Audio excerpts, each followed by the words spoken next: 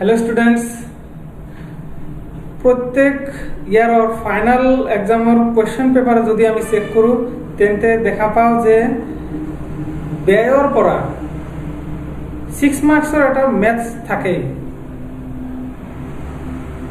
আজি তেনেকুৱা মেথছ এটা লৈ আমি ডিসকাশন কৰিম, কেনেকৈ এই ম্যাথমেটিক্যাল প্ৰবলেমছটোৰ সলিউশন কৰিব পাৰিম হেতু শিকিম। আজি দেখা বৰ্ডত ইয়াতে কোৱেশ্চনটো লিখি দিয়া আছে। কোৱেশ্চন এনেকৈ থাকে, এটা উৎপাদন ক্ষেত্ৰত হ্ৰস্বকালীন মুঠ ব্যয় তলত দিয়া হল, তাৰ মানে টিসি তলত দিয়া আছে। TVC, TFC, ABC, AFC, MC আৰু এসি নিৰ্ণয় কৰা। পৰীক্ষাত এইবোৰ নিৰ্ণয় কৰিবলৈ দিয়ে। এনেকৈ ওলাবলৈ দি পেলাই তলত এনেকৈ দি দিব মুঠ ব্যয়, আৰু ইয়াতে আছে উৎপাদন, কিউ মানে উৎপাদন আৰু মুঠ ব্যয় অৰ্থাৎ টিসি দিয়া আছে। এই তালিকাটোৰ পৰা আমাৰ কি কি উলিয়াব লাগিব? TVC, TFC, ABC, AFC, MC আৰু এসি নিৰ্ণয় কৰিব লাগিব। এটো হল কোৱেশ্চন। ইয়াতে বহুত ইম্পৰ্টেন্ট এটা কথা আছে কি আমাক যিবোৰ উলিয়াবলৈ দিছে সেইবোৰ উলিয়াওতে সবতকৈ প্ৰথমত প্ৰয়োজন হ'ব মুঠ স্থিৰ ব্যয় অৰ্থাৎ টিএফসি। কোৱেশ্চনত কিন্তু মুঠ স্থিৰ ব্যয় দিয়া নাই, উল্লেখ কৰি দিয়া নাই। সেইকাৰণে মুঠ স্থিৰ ব্যয় আমাৰ ধৰি ল'ব লাগিব প্ৰথমতে। ইয়াতে টিএফসিৰ মান কিন্তু দিয়া নাই, সেইকাৰণে আমাৰ নিজে ধৰি ল'ব লাগিব। আৰু যদি কোৱেশ্চনত টিএফসিৰ মান দিয়া থাকে তেন্তে আমাৰ টিএফসিৰ মান যেটো দিয়া আছে হেতু বহাব লাগিব। এতিয়া চোৱা এই কোৱেশ্চনটোৰ সমাধান কেনেকৈ আমি কৰিম।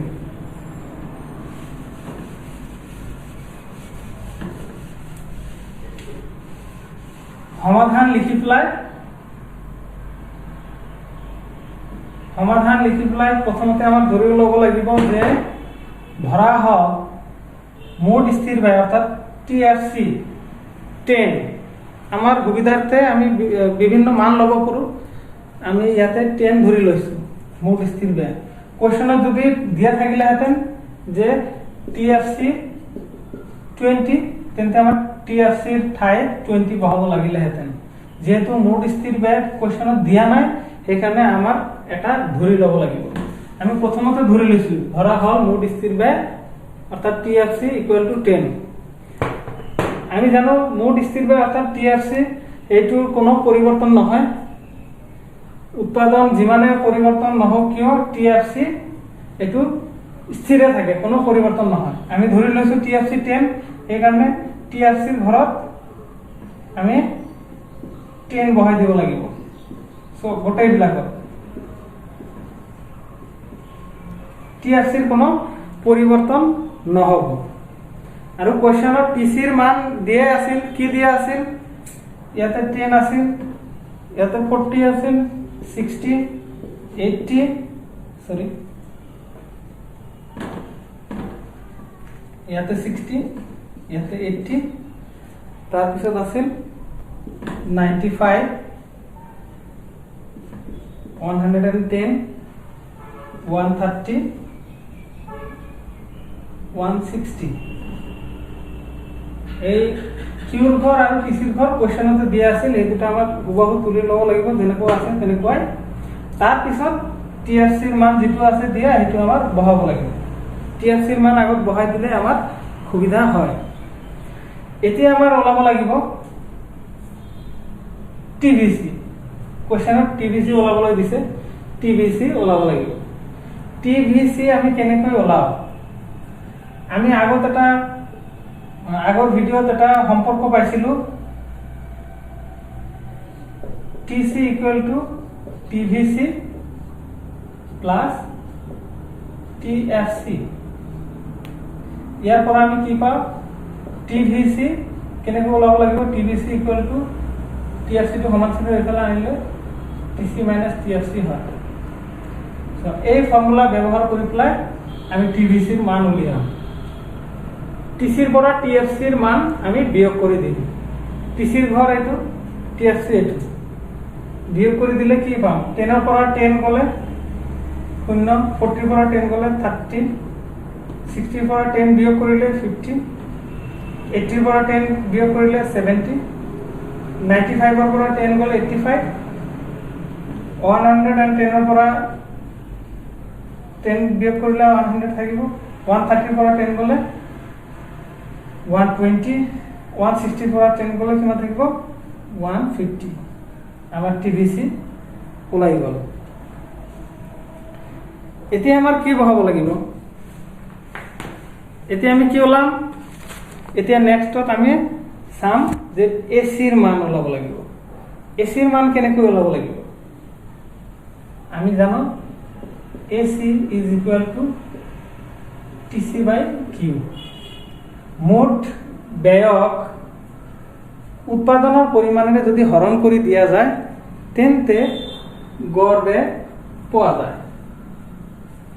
এসি হল গড় ব্যয় আর টিসি হল মোট ব্যয় মোট ব্যয়ক উৎপাদনের পরিমাণে ভাগ করিলে বা হরণ করিলে গড় ব্যয় পাওয়া যায় তেন্তে আমি এসি এই ফর্মুলা ইউজ করি বনাম তার মানে টিসির যেটো মান আছে এই টিসির মানবিলাক আমি উৎপাদনের মানেৰে হৰণ কৰে দিব লাগিব টিসিৰ ঘৰ এইটো আৰ উৎপাদনেৰ ঘৰ এইটো এতিয়া চোৱা 0 10 দি ডিভাইড কৰা 0 10 দি ডিভাইড কৰিলে কি হ'ব আমি জানো যে যিকোনো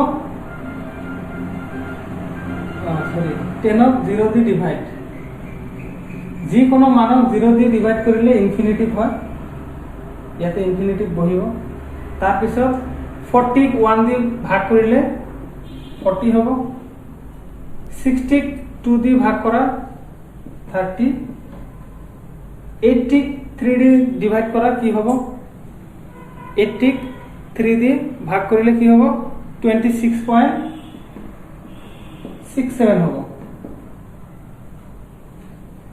তাৰ পিছত 95 ক 4 দি ডিভাইড কৰা 95 ক 4 দি ডিভাইড কৰিলে কি হ'ব 23.75 হ'ব এতিয়া 110 ক 5 দি ডিভাইড কৰা 22 হ'ব নেক্সট 130 ক 6 দি ডিভাইড কৰিলে কি ওলাব 21.67 হ'ব নেক্সট কি আছে 160 কিমান দি ভাগ কৰিব লাগিব 7 দি ভাগ কৰিব লাগিব 160 7 দি যদি ভাগ কৰা যায় তেন্তে কি ওলাব 22.86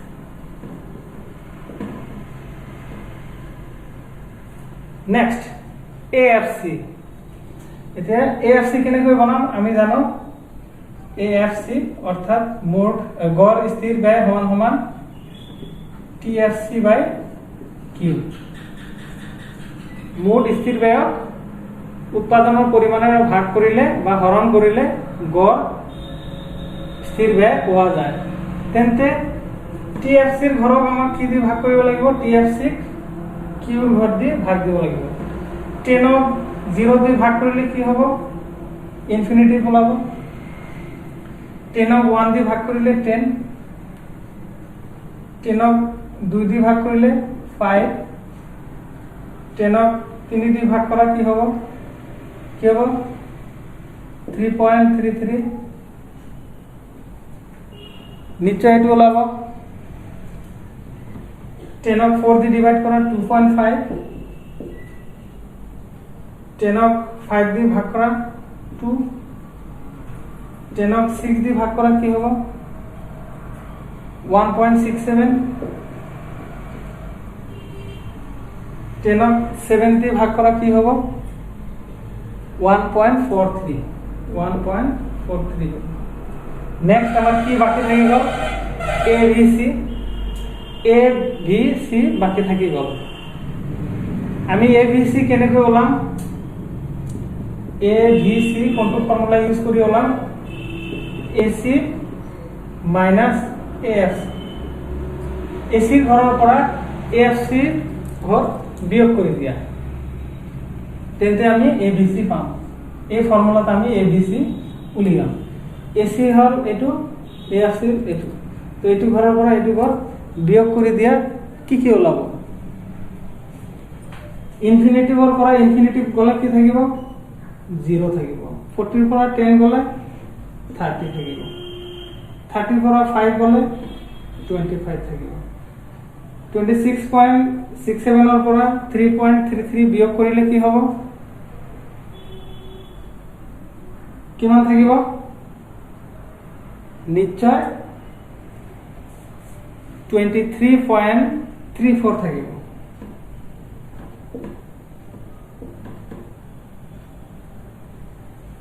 নেক্সট 23 পৰা 23.75 পৰা 2.5 বিয়োগ কৰা কি থাকিব? নিশ্চয় 21.25 থাকিব। নেক্সট 22 পৰা 2 বিয়োগ কৰা নিশ্চয় 20। এতিয়া 21.67 পৰা 1.67 বিয়োগ কৰিলে কিমান থাকিব? নিশ্চয় 20 থাকিব। নেক্সট 22.86 পৰা 1.43 বিয়োগ কৰি দিয়া কি হ'ব? নিশ্চয় 21.43 হ'ব।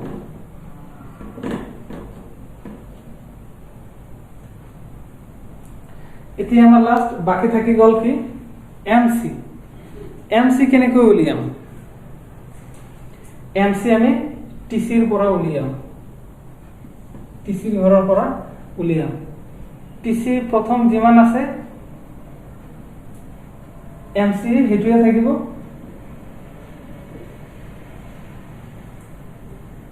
নেক্সট এই তলৰটোৰ পৰা ওপৰটো বিয়োগ কৰি দিয়া।